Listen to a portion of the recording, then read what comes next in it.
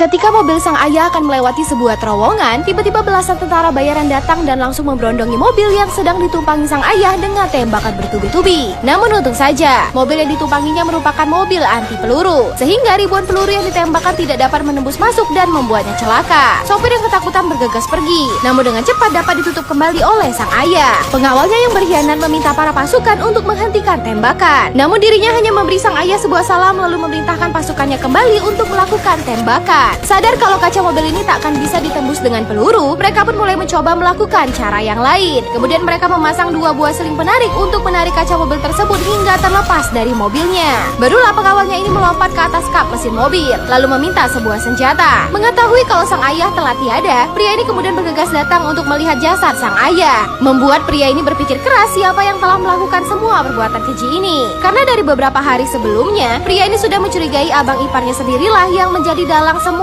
perbuatan ini, lalu mengatur sebuah transaksi dengan sang ayah. Namun tanpa disadarinya kalau orang yang diajaknya bertransaksi bukan sang ayah yang sebenarnya, melainkan orang lain yang dipersiapkan sehingga memiliki wajah yang sama dan bertindak sebagai tubuh duplikat dari sang ayah. Hingga pada saat pemakaman sedang berlangsung, Farun yang juga datang menjadi bingung mengetahui kalau ayah mertuanya ternyata masih hidup dan ikut hadir pada acara pemakaman. Membuat Farun segera melakukan panggilan telepon untuk menanyakan kepada sang pengawal mengapa ayah mertuanya masih hidup. Yang dijawab kalau dirinya telah menghabisi sang target dengan tangannya sendiri. Namun tanpa disadari mereka kalau sang paman telah melakukan penyadapan dan meminta keponakannya ini untuk mendengarkan langsung percakapan yang sedang dilakukan oleh abang iparnya. Sehingga akhirnya dirinya tahu siapakah dalang dari semua perbuatan ini dan berjanji dalam hati akan menuntut balas atas semua perbuatannya ini. Kemudian mendatangi kakak perempuannya, lalu segera memeluk tubuhnya dengan erat sebagai permintaan maaf di awal sebelum dirinya bertindak. Setelah berhasil menyingkirkan sang abang ipar, pria ini sadar kalau musuhnya tidaklah sendiri. Kemudian dirinya mendatangi sebuah hotel untuk membuat janji bertemu dengan seorang penjual senjata untuk mengambil pesanan senjata yang telah dipesannya untuk melakukan perlawanan terhadap orang-orang yang masih menaruh dendam terhadap sang ayah. Dan benar saja, mantan pengawal sang ayah yang telah bersekongkol dengan pria penjahat itu